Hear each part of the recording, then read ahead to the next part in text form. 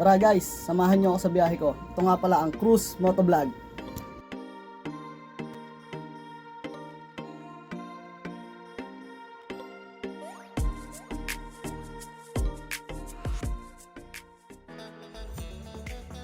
So guys, ngayong araw pala magche-check tayo ng fuel injector ng Thunderbolts. At syempre, tetest na rin natin.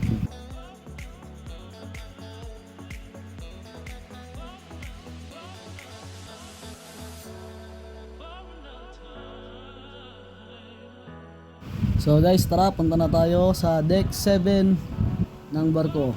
Aakyat na tayo dyan para baklasin yung mga fuel injector. Kaya pala natin siya babaklasin kasi umabot na siya ng 800 running hours. So yan na nga, no, bubuksan na natin yung cover ng Thunderbolt engines. So dito magbabaklas na tayo ng fuel injector ng makina ng Thunderbolts. Tapos isasalang din natin yan mamaya sa pressure test machine para makita natin ng actual kung okay pa ba yung buga ng injector.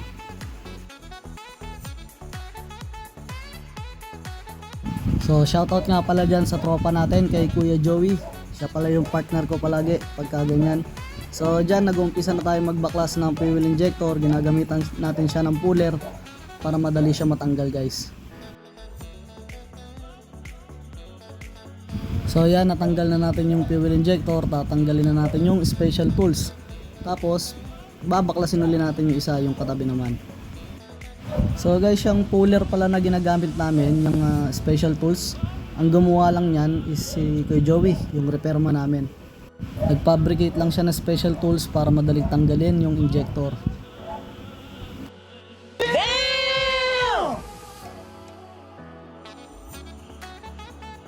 So dito guys, pababa na nga tayo sa workshop para i-test natin yung fuel injector.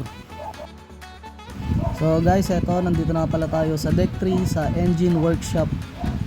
So yan, dito tayo magte-test ng injector. Pupunta tayo ng injector room. So guys, andito na pala tayo sa injector room. So ikakabit na natin yung fuel injector na tinanggal natin sa Thunderbolt. Ayan yung itetest natin kung okay pa ba yung buga niya o hindi na. Kasi kung hindi na okay, papalitan na natin siya ng bago. Pero kung okay pa naman siya, ibabalik lang natin. Para yung mga nasa store na brand new, spare na lang siya. In case of emergency, may makukuha pa tayo. So dito pala guys, ise-set up na natin siya ng 300 bars. Kailangan sa 300 bars, doon pa lang siya bubuga ng diesel. Pag siya ay bumuga ng lower 300 bars or above 300, ibig sabihin hindi na normal yung fuel injector. So dyan okay naman, bumuga naman siya ng saktong 300. So papalitan naman natin ng ibang fuel injector para may test natin. So guys, ulitin ko lang, no, kaya pala namin tinanggal yung fuel injector ng Thunderbolt engine. Na-reach niya na kasi yung 800 running hours. So kung tawagin namin yan, Amos job. So parang maintenance kasi minomonitor namin palagi kung ilan na yung running hours ng mga Thunderbolt. Doon kami nagbe-base kung kailan kami magpapalit ng langis, magpapalit ng filter para sa langis, syempre yung filter din para sa gasolina, tsaka dyan sa mga injector kung kailan namin sila tatanggalin, lilinisan, itetest. So yan, kaya namin siya tinanggal kasi naabot niya na nga yung 800 running hours. So kailangan namin i-check yung mga fuel injectors. At syempre, napaka-importante niyang maintenance lalo dyan sa mga Thunderbolt, Lightboat.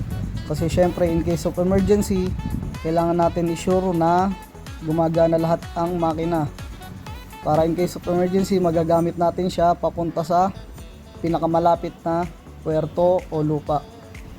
Kaya dapat well-maintained ang makina ng mga Thunderbolt at Lightboats.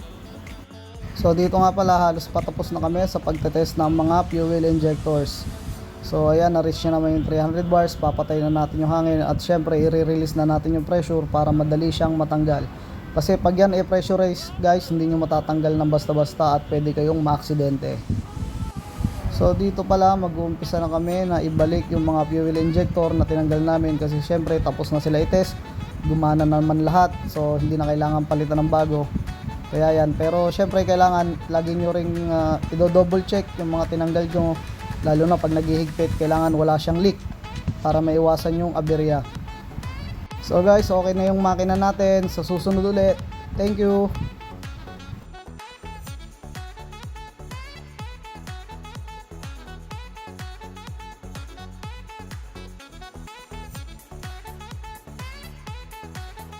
So guys, don't forget to like, share, and follow for more onboard videos. Thank you guys.